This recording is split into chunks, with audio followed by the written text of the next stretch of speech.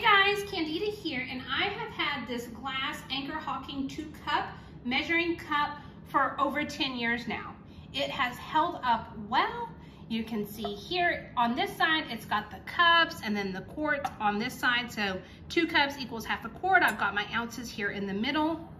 If I turn it around on the other side, it's still got my cups, but it's also got the milliliters. And so I am able to measure my liquids.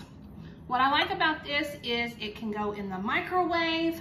I can put it in the dishwasher. And so cleanup is a breeze with this. I've been using it, it's held up well. Right here is where my thumb can go. And so I like that.